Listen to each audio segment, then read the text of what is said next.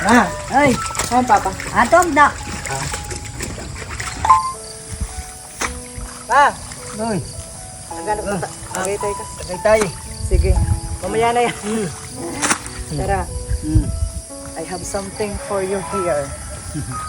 Let's go. Uwi muna tayo.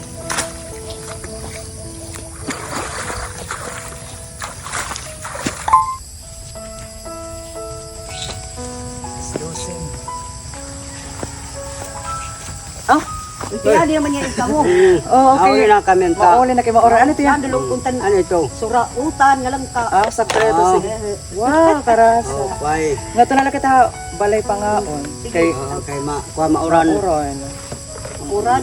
Tapos, today, meron akong good news sa inyo. Okay.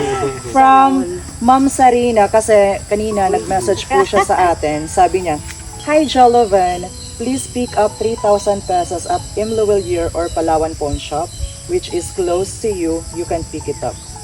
Let me know of any problem. I give them your phone number daw. At ito na nga po, tapos na po tayong mag-filled up sa Imlowillier and ipapasa na po natin ito sa teller. And finally guys, nakuha ko na po yung blessings ni Ma'am Sarina. Ma'am, thank you very much po talaga for sharing your blessings. God bless you more palagi. Thank you. Thanks for trusting me. God wants me to share my blessings. I am not rich, but I have comfortable life in Canada.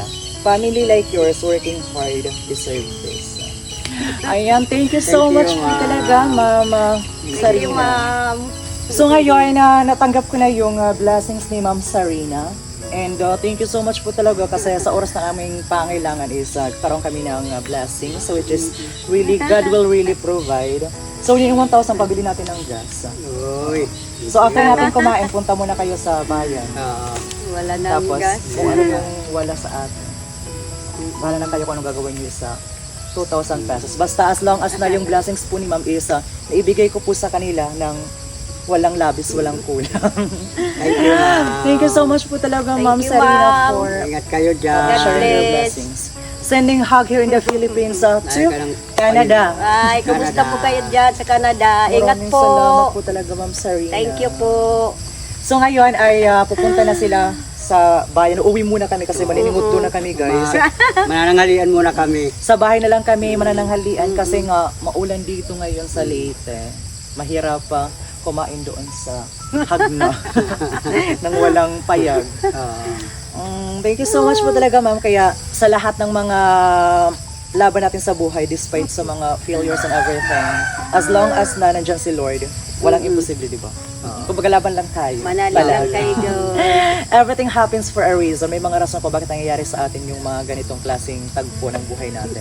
Basta as long as na binibless tayo ni Lord, I'm so really grateful. Padayon na kita. Salamat sa Diyos. So, tara na, kinatarahitin na. Ay, maambon na. Let's go! Maraming salamat. Thank you so much, Ma'am Sarina. God bless.